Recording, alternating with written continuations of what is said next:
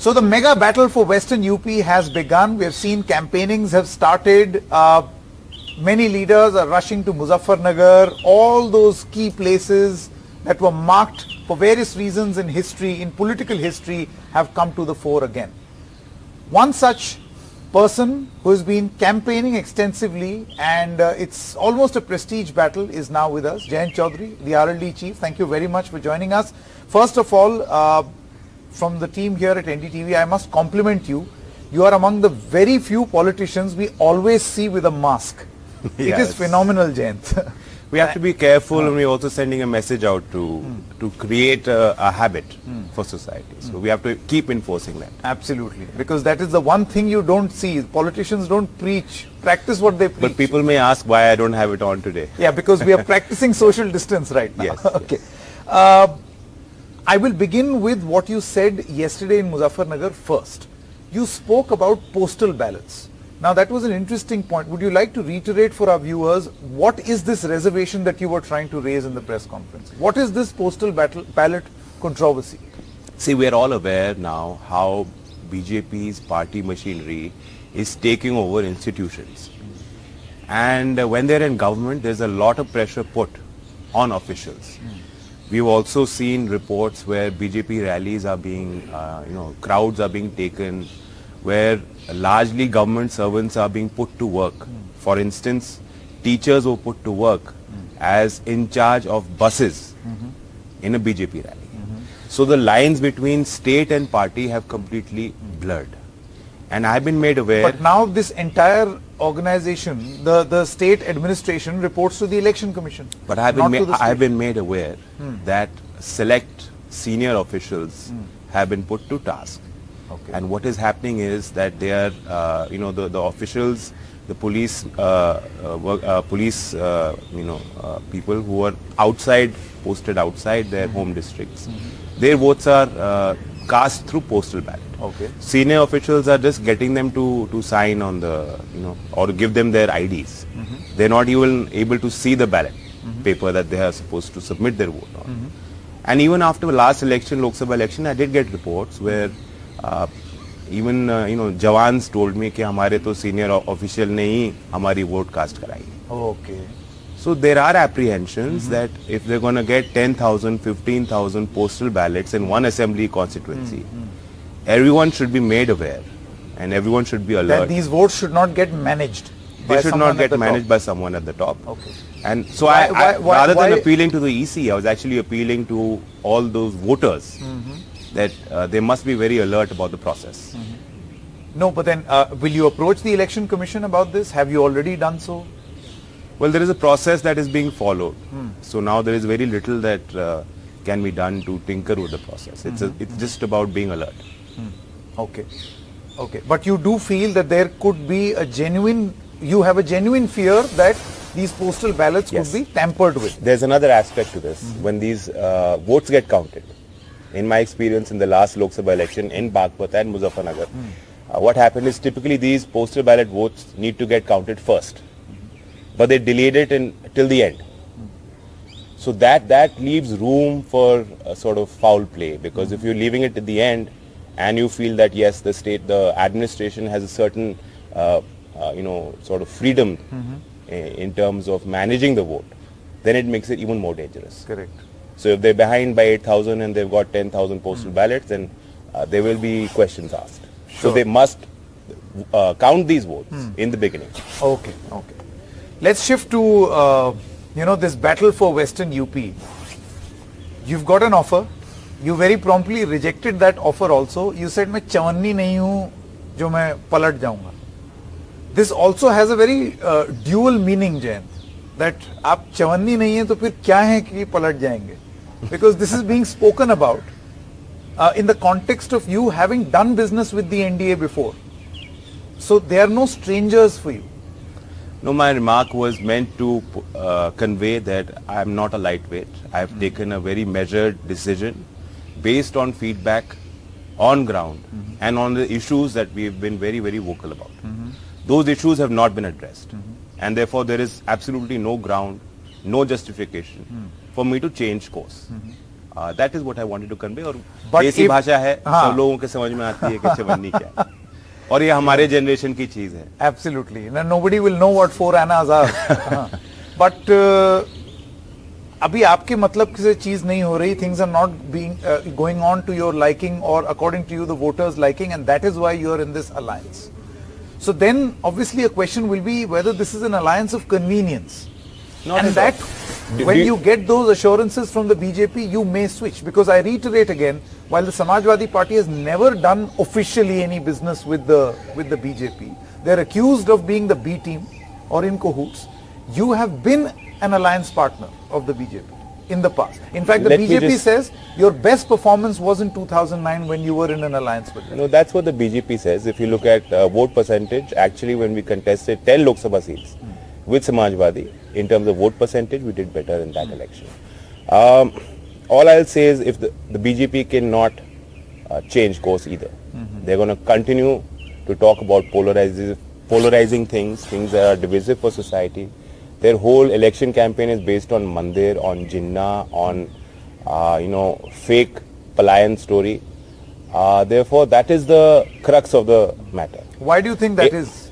And does this not find resonance on the ground now? Because it found resonance in 2014, 2017 and 2019. In fact, the share of the Jat votes shifting to the BJP only grew with each of these elections. No, Why do you think in 2 total, years their this is overall not vote happening? grew, and therefore maybe the Jats, some percentage would have gone up as well. But actually all castes and actually the young vote came out in numbers and supported BJP. That is a fact.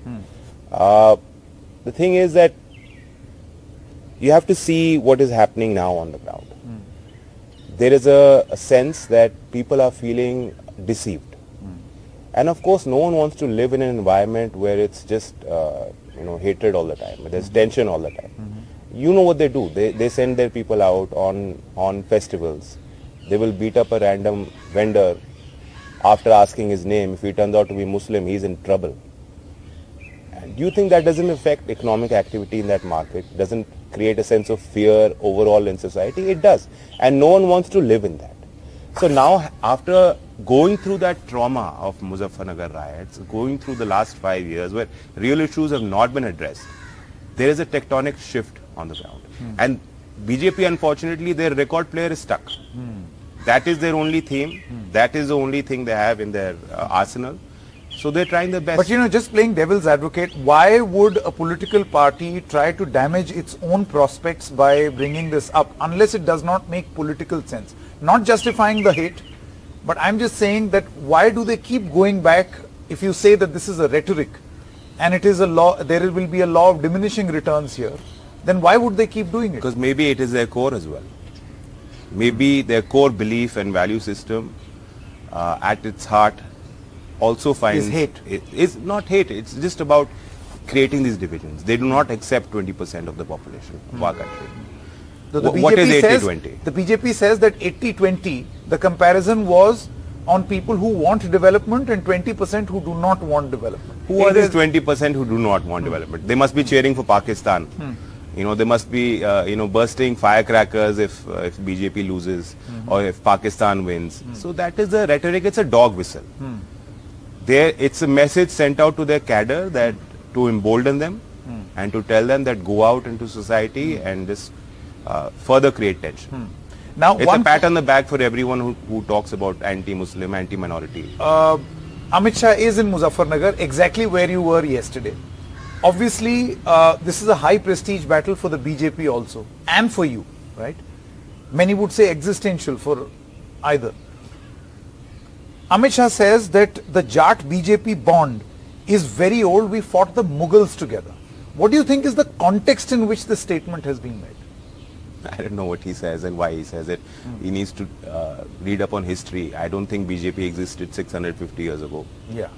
It's a 1980 party. And if you look at ancient India, you look at Mughal India, and you look at the way kingdoms, survived, their armies had French generals. It was not about Hindu or Muslim rivalry at that time. Not at all.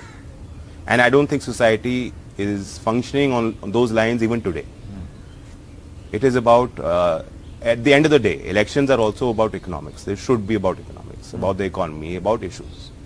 So all this Hindu-Muslim talk is good for studios and for creating certain traction certain times. And there was a riot. I think at that time it succeeded in our region. Not anymore. No, since you mentioned riot, this is of course the 2013 Muzaffarnagar riots, and back then we saw that there were deep fissures in the Muslim community, the Jats.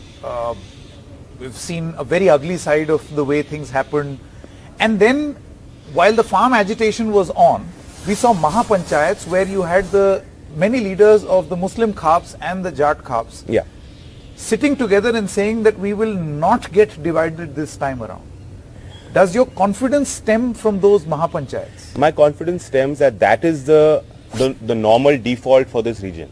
It has been for hundreds of years, where panchayats on certain social issues or certain and you think challenges that come up, and you think the past 1 decade was an aberration in an otherwise it was an aberration. Peaceful history of this region? That is my claim.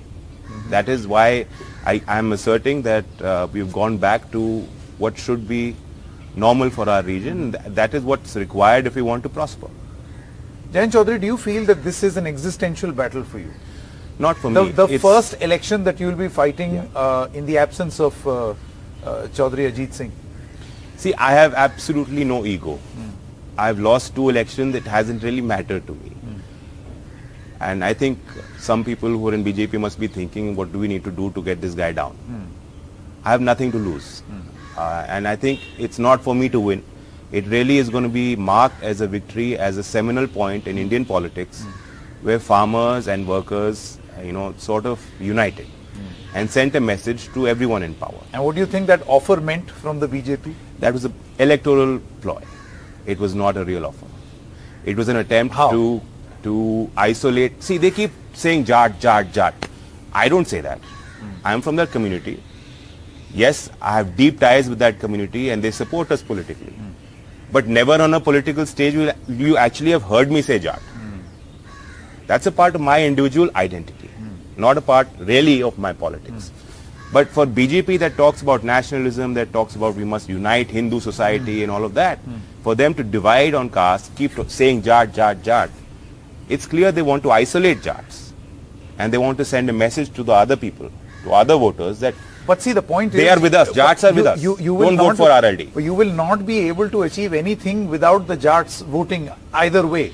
Look at the BJP's own vote share. You may say whatever, but it has obviously this must be with the support of the Jat community, about 17% in Western UP. These percentages are all fake because you can never tell after a vote who voted for whom. There's no ground. And there is no caste census. There is no caste census. You don't know exactly the numbers of the backward castes in Uttar Pradesh, how many Jats No, but then if you look at the total vote share, it's gone up. Yes, it's exponential rise for the BJP, which means that even this community must have voted, which means the faith that this community had in the BJP has also risen from 14 to 17 to 19. What makes you so confident that in 2 years it is going to flip or change? I'm just going to take you back 1 year. Okay. Farm agitation. The same day, today, and when a lot of media channels had started talking about since afternoon, today is the last day of the farm agitation, and police had been sent, forces had been sent, electricity and water to those sites, protest sites had been cut. And the lonely BJP MLA had gone and done a lot of nuisance, created nuisance. He got his gundas with him, tried to create fear. And then Rakesh Tikait got emotional. And then my father reached out to him. And he just gave a lot of courage to everyone on ground. I think that was a real shift. Then everyone sort of came out in the open and supported that. So you're saying that Rakesh Tikait crying is that defining moment where things changed? When everyone got emotional, when my father got emotional, and we all sort of united, we forgot our, whatever our divisions were. And that is what marks this region. We may bicker, we may fight amongst ourselves, but, when you face a challenge, we do tend to unite. But, and if you look at the political agitations, the sort of farmer agitation that have happened historically in independent India, you will find that when Western UP organizes itself, it tends to be successful. Are you pegging your political future on Mr. Rakesh Tikait's crying? No, not at all. I'm just saying that there was a shift in the mood. And ever since then, you'll see things have escalated. And no farmer on ground is willing to forget that. Okay. Okay. Now for a difficult question, because on the ground we have reported extensively of a rift between the SP and the RLD. There are allegations that the SP candidates fighting on an RLD ticket are not getting the sort of support that they should ideally get from the various communities. You know, talking about harmony, Mr. Chaudhary, on stage, and then taking that harmony to the voting booth and voting and making a difference are two different things. Do you feel that while the year was a defining year for you to give, for you to have hope, these fissures are going to perhaps create trouble? This sense that we must rebuild harmony, we must talk about Ganga, Jamuni, Tehzeeb is not just my idea. It has come from the bottom. We are very well connected to our grassroots. Unlike other parties, I am very open. Our house is always open. I'm constantly meeting people. And that's why I'm telling you, that's where my confidence is coming from. No, but then what about the stories of fissures? Those fact that, see, whenever you have an alliance, it takes time. There's a candidate who's prepared, he's worked hard, I hope you he doesn't get a ticket. I hope you realize you don't have that much time. Elections are right here. Let me tell you what happens. It only lasts for 24 hours, 48 hours. There were a couple of constituencies where Siwal Khas and in Mart, there were reports. Yesterday, our candidate in Mart was on the Rath with me and Akhilesh. He's going to devote himself fully to the campaign. In Siwal Khas, there were 3 or 4 people who were asking for tickets on our side. They were all sitting on a tractor with Ghulam Mohammed, who's a RLD candidate. And there is no such thing as a SP man or made a RLD candidate. You join the party, you take our symbol, you fight elections, and when there is a united government, you will have to take care of SP workers and RLD workers. And both of our common issues will get resolved. So therefore, another example, say Sapa ke log aa gaye aur hum unko kyun lada rahe hain? Chandan Chauhan is a candidate. His father Sanjay Chauhan was an MP from RLD with me. Chandan Chauhan was president of our Western UP youth wing. Then he joined Samajwadi. Now he's contesting on RLD. So who belongs to whom? They belong to that area. They're responsible for that area. If they win, they'll be answerable to the people. Are you sure that these differences will not come to the fore at the time of voting? Because, you know, such is the cruel nature of politics, that you will have someone who will fish in troubled water. I will actually spin your argument and tell you that look at the confidence we have in each other. And that messaging is very powerful. And that gets conveyed very quickly to the bottom. If the leaders have confidence in each other, then the alliance will be strong. Okay. Okay. My final question, Jayant Chaudhary, before you hit the campaign trail once again for the day, have you thought of numbers in your mind? No, like the BJP talks numbers, Akhilesh Yadav is also talking numbers, but I don't know what number that is. He's talking about 400 plus. What is your number, your expectation of yourself? I think we will exceed expectations. And will this be the best score of the RLD so far? I am hopeful. But, you know, life has taught me that you do not overestimate yourself and underestimate circumstances and people. Ultimately, the voters will decide. And whatever they decide, we stay the course. Jayant Chaudhary, thank you so much. Thank you for joining us. Thank you.